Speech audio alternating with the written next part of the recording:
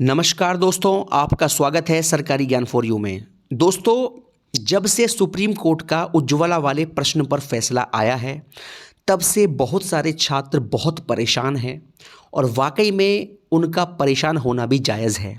क्योंकि जब आप सिलेक्शन की दहलीज पर जाकर खड़े हो जाते हो और फिर आपको अपने हाथ से जॉब फिसलती हुई नज़र आती है, तो वाकई में उनका दुख बड़ा है।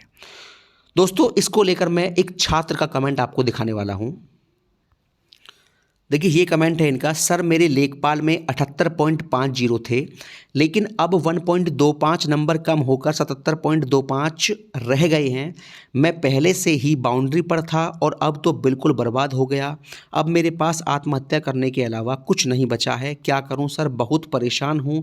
घर वालों की सारी उम्मीदें मुझसे थीं।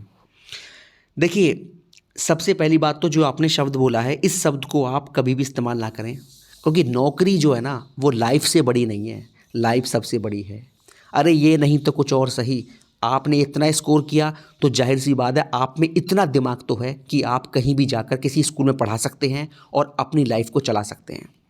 क्योंकि नौकरी जो है ना, ज़िंदगी का एक हिस्सा है, ज़िंदगी नहीं है। ये मेरी बात याद रखना। नौकरी is a part of life, this is not a life. ठीक है? तो नौकरी को कभी भी अपनी लाइफ से ऊपर ना समझें।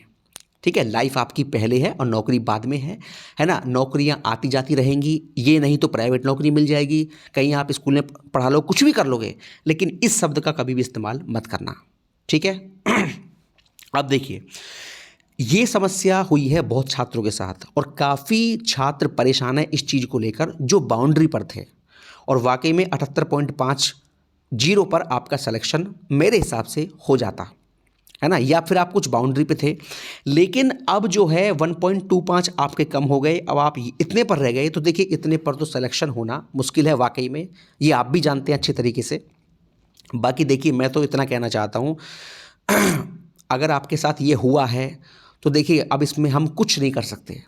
ठीक है? आप भी ये जानते हैं, हम भी ये जानते हैं, सुप्रीम कोर्ट का फैसला आया है और ये तो सभी को मानना पड़ेगा। खैर, बाकी मेरा तो केवल आपसे ये कहना है कि प्रयास, अगर आपको गवर्नमेंट जॉब ही चाहिए तो भैया प्रयास करते रहिए लगातार। आपने पैट भी दिया होगा, पैट 2022 भी दिया होगा, 2023 भी दिया होगा।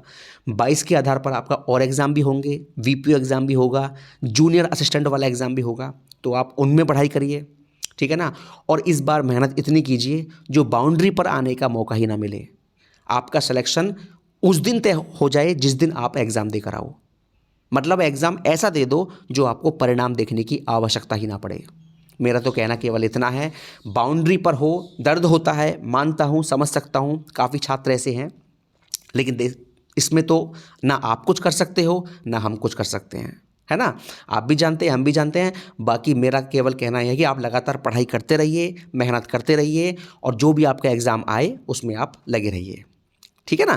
पूरा जी जान से लगाइए अपनी मेहनत को और कोई भी कसर मत छोड़िए। एग्ज़ाम ऐसा दीजिए तो आपको परिणाम देखने की आवश्यकता ही ना पड़े। ठीक है ना? तो मैं तो केवल दोस्तों इतना कह सकता हूँ। बाकी मस्त रहिए, खुश रहिए, हमेशा खुश रहने का प्रयास कीजिए। खुश रहेंगे तभी आप पढ़ाई कर पाएंगे। बहुत बहुत धन्यवाद दोस्तों। जय हिंद, जय भारत।